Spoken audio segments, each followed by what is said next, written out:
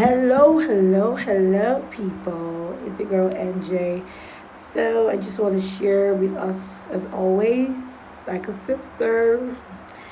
I thank you so much for all your comments. A lot of people have been telling me how the videos have blessed them. I just really love to share. We encourage and admonish ourselves in love. Speaking of love, love is beyond the feeling. Love is God, and God is love. And a lot of people, especially Christians, have come to a place where Christianity is just a religion. It's no longer that relationship that God intended it to be, and that's a big problem because He died. He gave Himself just to restore us back to that oneness. And part of the problem is what they listen to, because what you give attention to, what your heart feasts on, is going to go in that direction. And a lot of people feel so condemned. They don't even realize that they are innocent as He's innocent. Christ died to make you righteous, to make you perfect, to make you blameless, so that you can come boldly, or you're already in Him. So we are included in Him, we are one with Him. So that consciousness makes you understand. I mean, where is heaven?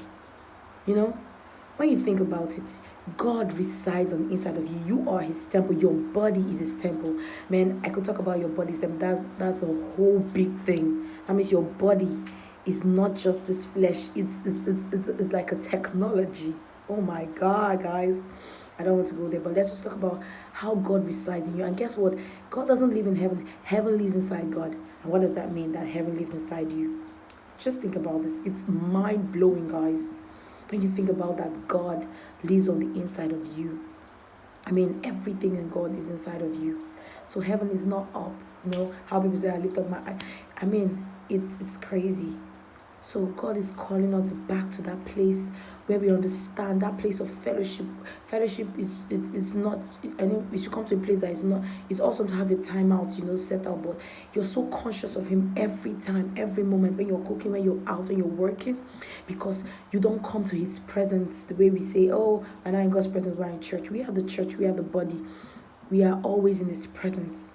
So it's just so beautiful. This is like we're entangled in Him.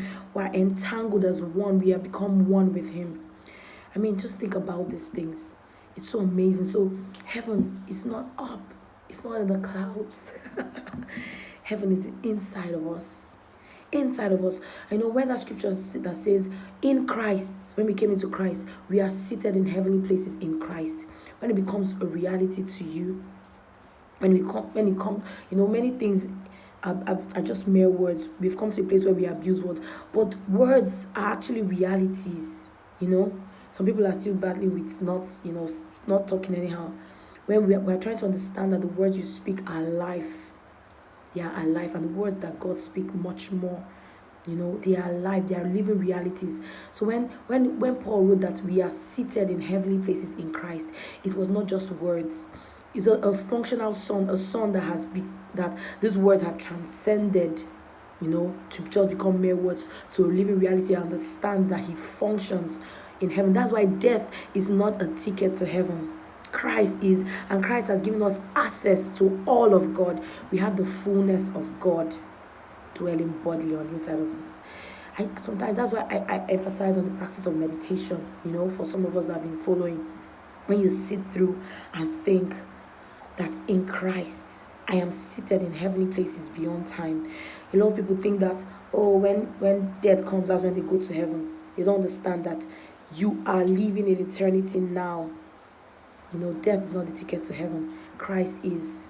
And as He is, so are we. We are seated in heavenly places in Christ. Try it out and meditate on these words. It's going to blow your mind. It's going to open worlds to you, because these words are living realities. That you are seated in Christ. What does it mean to be seated in Christ? In a place of rest. Because Christ is God's rest. That's why He was like, I'm the Sabbath. The Sabbath speaks of me. He told them that it's not just a feast or something you practice. It's a reality, a place. And Christ has become the embodiment of all that God is. And now we are in Christ. We are one with God. These things look like heresy to some people that still battling with saying, oh, I'm a sinner. When they don't understand the import of the righteousness, the import of what Christ has done. They struggle. They forget that death is an illusion. and death has no victory. If it's death that takes us to heaven, then death is the victory. No. Love defeated death. Love is stronger than death. Christ, we died in him. We're buried with him. We rose together with him. Now we are seated. So sometimes you just need to sit down and just begin to bring out heaven. It's called functionality, administrating or administrating or governing or influence, an influence of God over all creation. That's what we become, one with God. It's so amazing, guys. It's so amazing.